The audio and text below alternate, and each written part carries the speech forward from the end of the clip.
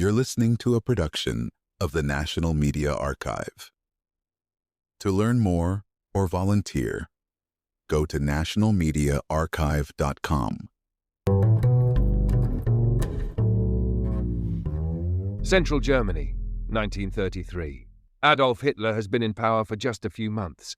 One of the first films shot by the Schutzstaffel, known as the SS, or Protection Squadrons, captures a force already set apart. Skull insignias on caps, double lightning bolt runes on their flags, volunteers only, and all claiming to be part of an elite, not just superior Nazis, but the ideal. Werner Voller was 9 when Hitler took control. He later joined the SS Death's Head Division. Even decades later, he can still sing the official anthem of the Nazi Party from memory. He now lives in southern England, married, settled, but spent years after the war in Allied prison camps because of his SS past. What drew him in wasn't ideology. At first, it was the precision, the discipline, standing straight, clicking heels, the mechanics of pride and power. That mechanical order, it felt like purpose. This documentary tracks down over 20 former SS members still alive in Europe. Some broke with Nazism, others never did. Kurt Buchan, 92, still living in central Germany, was also part of the SS Death's Head Division, the same group often assigned to guard concentration camps. He talks about the hierarchy of values they were raised with: purity, family, ancestors, Germanness, not politics, identity. Only 80 years separate today from these men. Many of them teens in the 1930s, swept into fanatical belief systems, built not just on hatred, but on humiliation. Germany loses the First World War. The Treaty of Versailles strips land, blames Germany fully, and imposes punishing reparations. German pride is crushed, humiliation runs deep, and the economy collapses. By 1923, French and Belgian troops occupy the Ruhr industrial region to collect debt. German citizens watch as foreign soldiers seize factories. Inflation spirals. Wages crash. And that's when the narrative sets in, that Nazism restores dignity.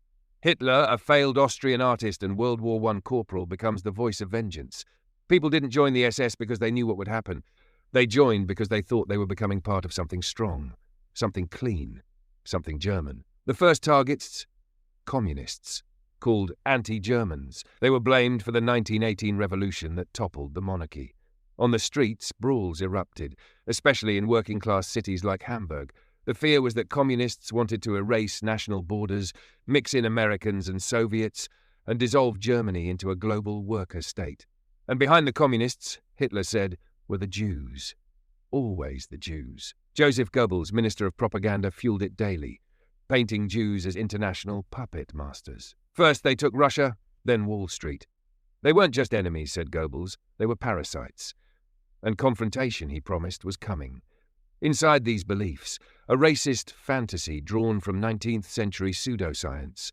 Jews were cast as both Bolshevik conspirators and capitalist manipulators, somehow responsible for every national failure. And the SS? They were being trained to believe that killing was not just justified, it was duty. Formed in 1925 as Hitler's personal bodyguards, the SS quickly evolved into an elite paramilitary force. Black uniforms, high physical standards, no Jewish ancestry proven back to the 18th century. Minimum height 5'6", age under 23. The message was simple: be better than everyone else. The Third Reich made the SS its poster boys. If you wanted success, prestige, the admiration of women, you joined the SS. They were celebrity soldiers. Marrying into the SS world wasn't just romance, it was selection. Wives were trained in Nazi ideology and had to be racially approved. Himmler, the head of the SS, wanted children raised to believe in blood and soil, a pagan nationalist creed designed to replace Christianity with a mythologized German past. To climb the SS ranks, men had to be married by 26, have their first child by 28, and add at least 3 more before age 35. This wasn't a lifestyle, it was eugenics.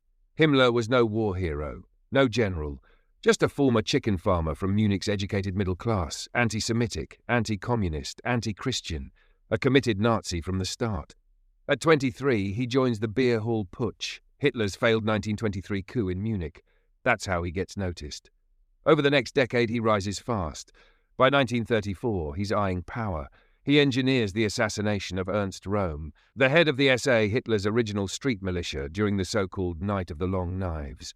SS men murder their own, and earn full autonomy in return. By 1936, Himmler controls not just the SS but all police in Germany, uniformed, criminal, and secret. The Gestapo reports to him. So does every intelligence agent in the country. Germany becomes a surveillance state. Orders are followed. Thought is discouraged. Leave thinking to the horses, they'd say. Their heads are bigger. SS men were raised to obey. In return, they were fed a vision of German myths, Viking imagery, and nationalist rituals. Christian symbols were replaced with Nazi ones. Baptisms featured SS officers, not priests. A child's name was entered into Nazi racial records. Weddings, births, even the decision to propose, all managed through the SS racial service. Women were told their pregnancies were part of a sacred duty. They were marrying knights, they were told, joining the mission. Control extended into the bedroom, into the womb, into the future. Most SS recruits in the mid-1930s had never known any system except the Nazi state. Brainwashing began early. Children were given candy with swastikas, armbands at school. By 10, it felt normal. Egon, a former SS man and trade unionist from Hanover, remembers how by age 5, he was already proud to wear his Hitler Youth gear. Propaganda was everywhere. It wasn't subtle. Jewish classmates weren't just disliked, they were dehumanized. Children were told Jews were lazy, dishonest, obsessed with money, not truly human. Songs in school celebrated drowning them. Extermination hadn't started yet, but the cultural conditioning had. In carnival parades, floats featured Jews being hanged. In cinemas, propaganda films showed Jews as monsters. The idea that they didn't belong became normalized. Even today, some former SS members repeat the metaphors. Apples and pears, good blood and bad. They avoid direct statements to avoid prosecution, but the beliefs remain. Herbert von Millenberg was 14 when he saw Hitler in person for the first time. The reaction? Euphoria. Chanting crowds, stadium-like frenzy. People weren't just following a leader, they were worshipping one. And then came the economic recovery. Unemployment, gone. Public works, rearmament, vacations for the working class. How? Confiscated Jewish wealth. Massive government debt, propaganda covered the rest. To the SS, it was proof. Hitler delivered. Was he the man of their lives? 100%. Fascination became fanaticism. National pride became national destruction. The success masked the rot underneath. Dissenters vanished. The SS took care of it, quietly, efficiently. The burning of the Reichstag was used to arrest communists. Those who opposed were told, join us or disappear. Herta, from northern Germany, was 21 when she applied for a job. She wanted to be a nurse. Instead, she was sent to be a concentration camp guard. She didn't even know what the word meant. She was told, go, or be sent there yourself. At first, the camps weren't death camps, but the brutality was instant. Prisoners were forced to stand for hours in freezing weather. Collapse meant beatings. Torture was routine. Dislocated shoulders, public floggings, punishment by exposure. She says she looked away. She was later sentenced to 10 years for her role. The public, meanwhile, saw something else. SS discipline, order, national pride. At one camp, a local baker filmed guards enjoying a pool while prisoners died behind a watchtower in the distance. No one cared. Opposition was gone. November 1938.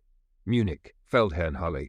Thousands of SS men gather for an oath ceremony. Adolf Hitler arrives at midnight. They swear loyalty to the death. That same night, Kristallnacht, the night of broken glass. Across Germany, nearly 100 Jews are murdered. Synagogues set ablaze, Jewish-owned businesses looted. Police are ordered not to intervene. In fact, fire crews are told to let the synagogues burn, as long as the flames don't spread to German buildings. Some SS members say they didn't understand what was happening. They felt anti-Semitic, yes, but not genocidal. Not yet. But by joining the SS, they had already agreed. To raise Germany, they had to step on others. World War II would show what that meant. September 1939. Germany invades Poland. The Second World War begins. But the war didn't start with tanks. It started with lies. To justify the invasion, Adolf Hitler ordered the SS to stage a fake Polish attack on German territory. Bodies were planted, uniforms were faked, photos were staged. It was theatre, and it worked. The SS weren't just behind the scenes. They were on the front lines, fighting side by side with the regular army known as the Wehrmacht, but always separate, always political. This wasn't just a military job, it was a power move. If the SS bled for Germany on the battlefield, they argued, they had the right to suppress enemies at home. Political, loyal, violent. That's how the Waffen-SS, the armed wing, was born. By the end of the war, 800,000 men would serve in its ranks. 16-year-old Manfred Diener, the son of a baker from Thuringia, was one of them. For him, the Waffen-SS was a ticket out. No need for high school exams, no rigid officer hierarchy. Officers dug holes alongside enlisted men, and any German male with the right racial profile could rise. For teenagers raised in a Nazi world, it was a dream. No class system, just loyalty in action. But that dream came with a brand, literally. Under the left arm, a tattoo of the recruit's blood type. Permanent, non-removable, no going back. Once in, you belonged to something larger, something unescapable. The propaganda was clear. The Waffen-SS wasn't just another unit. It was the future of Germany.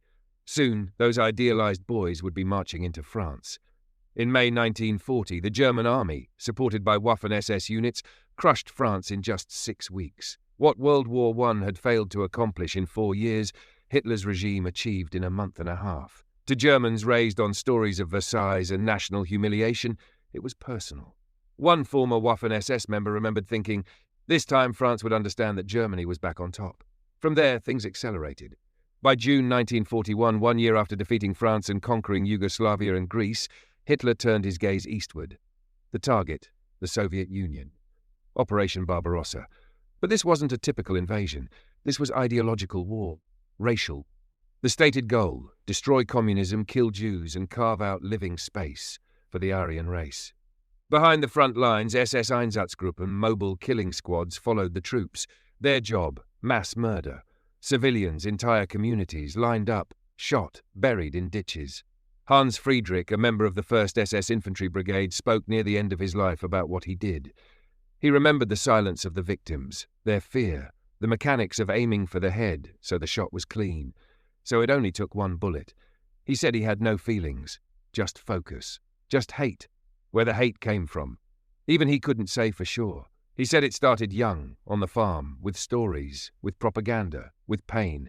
Others in his unit felt the same. They didn't just obey, they volunteered for it. They thought it made them more Nazi, more loyal, more pure. And for many Germans, regular citizens, extermination didn't feel like crime. It felt like policy. You'd hear it in casual talk. What should we do with the Jews? Exterminate them. Normal, routine, common. The SS had achieved something bigger than fear. They had normalized mass murder. That's why the story doesn't start with gas chambers. It starts with ideas. And ideas, once drilled in early enough, don't need orders. They just need silence. In public, the SS still wore the face of order, discipline, loyalty, patriotism. But behind that image, the brutality deepened. Early in the war, SS units already operated with near-total impunity. Crimes committed in Poland and France went unpunished. Leadership turned a blind eye. One of them, Sepp Dietrich, an SS chief involved in the Night of the Long Knives, made clear that only one thing mattered: victory. For the SS, war crimes weren't breakdowns. They were strategy. The Waffen-SS believed they were the true heirs of the German warrior legacy. After all, they'd done what their fathers couldn't. France had fallen. Eastern Europe was under control. National shame had been erased, or so they thought. By 1941, with the invasion of the Soviet Union, Hitler escalated everything. No more limited war. Now it was total war, fueled by ideology. For the SS, this meant extermination as military policy. A civilian might ask, how does a soldier become a killer? The answer, not overnight. It starts with training, with loyalty oaths, with rewards for obedience. It continues with social engineering, benefits, fast promotions, prestige. Then come the weapons, the isolation, the black uniforms that say you are different, you are the tip of the spear. By the time they're in a ditch aiming at civilians, many Waffen-SS members no longer think in terms of right or wrong. They think in terms of orders and duty. And that dehumanization didn't stop with the enemy. It applied to their own countrymen too. Back home, dissent had been completely wiped out. No elections, no free press, no opposition. Early camps like Dachau weren't built for Jews. They were built for Germans, communists, unionists, anyone critical of the regime. The SS perfected isolation. Remove opposition, then remove memory of the opposition. Make it seem like the only reality is the Nazi one. Herta, who took a job as a female prison guard at 21, had never heard the term concentration camp before. She was given no choice. Show up or be sent there herself. Inside, she saw prisoners beaten, forced to stand in snow for hours, collapse from exhaustion. Her response? Look away. Turning away, physically, emotionally, psychologically, was survival and complicity. After the war, she served 10 years in prison. She never denied what happened. But when asked why she didn't resist, her answer was simple. What could I do? It wasn't just about brutality. It was about the system behind it. Everything from torture to execution was normalized, structured, and bureaucratized. Prisoners made candlesticks for their guards, rocking horses, beds. The same guards would spend afternoons at the camp's swimming pool with the watchtower just behind them. Death was part of the daily routine. By 1939, Germany's internal enemies had been eliminated. Camps ran smoothly, silence had been achieved. And then came the spectacle. November 9, 1938. Munich, the Feldherrnhalle. Thousands of SS men gather, uniforms crisp, faces solemn. Adolf Hitler arrives. Midnight. They take the oath, pledge loyalty to the death. And while the black-clad soldiers swore allegiance, mobs burned synagogues across Germany. Stores were smashed, Jews beaten, nearly 100 killed. Kristallnacht. The SS let the flames rise. Firefighters were blocked from responding. Orders from Heinrich Himmler: save German buildings, let synagogues burn. One SS recruit remembers watching it all. The smashed glass, the arrests, and feeling confused.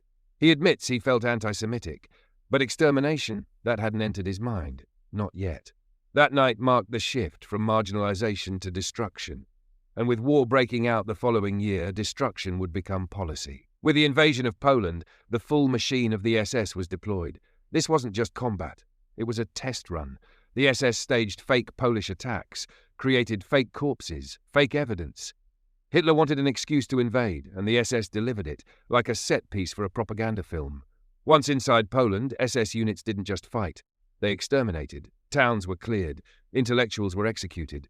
The Jewish population was isolated, starved, and forced into ghettos. But the main goal wasn't occupation. It was erasure. The Waffen-SS didn't hide what they were doing. They documented it. Cameras rolled as civilians were marched to mass graves.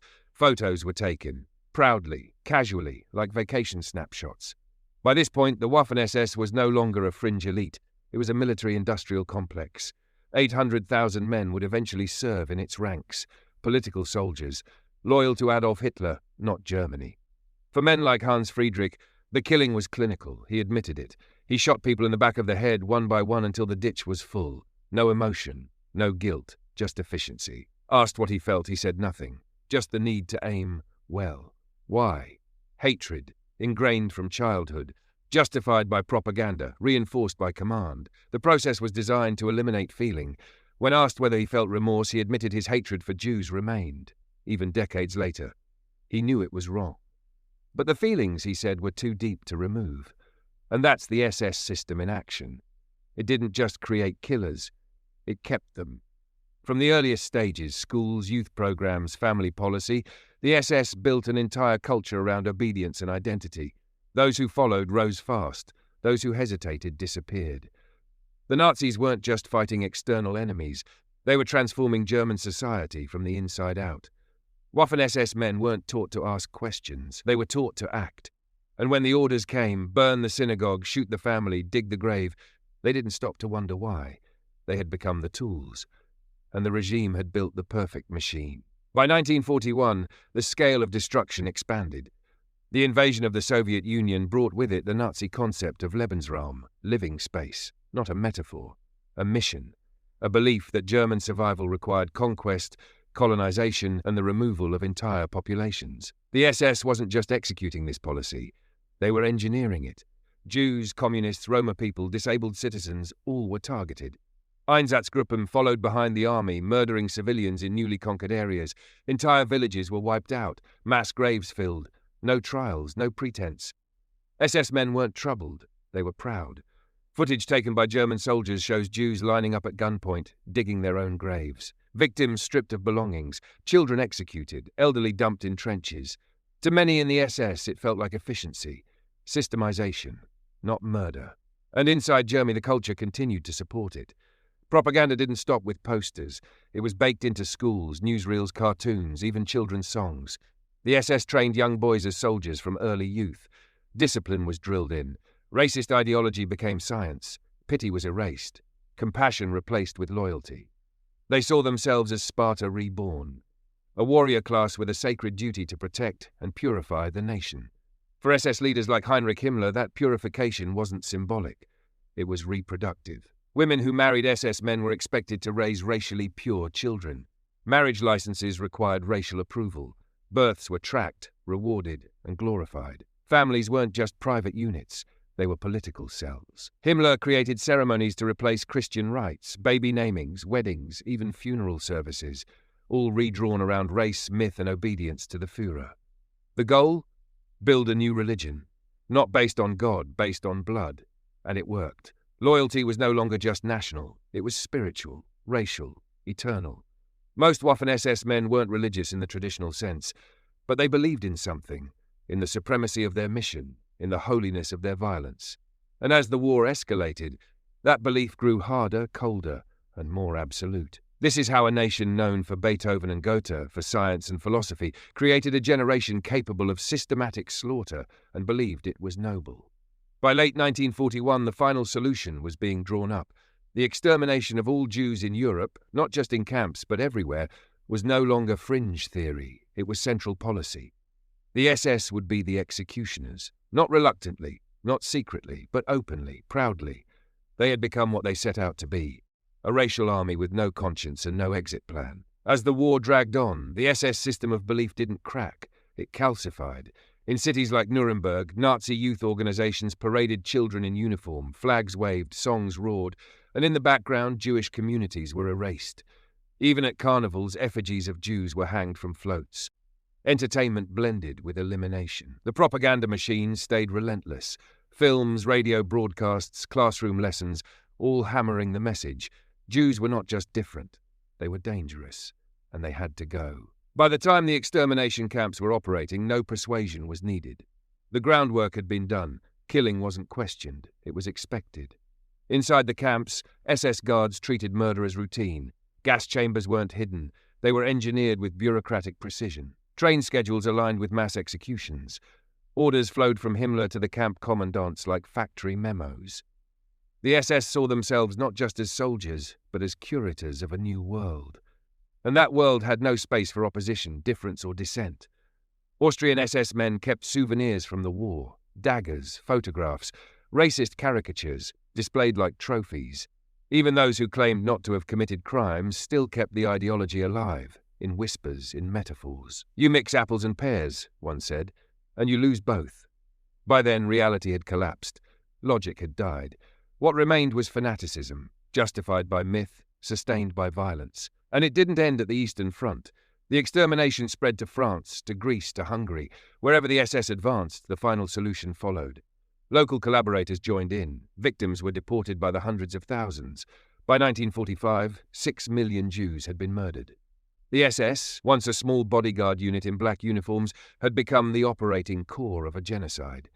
They began with oaths, with flags, with chants. They ended with ashes. After the war, some SS veterans showed remorse. Others didn't. Some admitted their role. Others claimed ignorance. Many said they were just following orders. But the record is clear.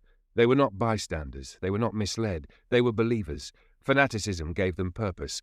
Propaganda gave them the narrative. And the Nazi regime gave them permission to do what they might never have done on their own, but did without hesitation when given the chance.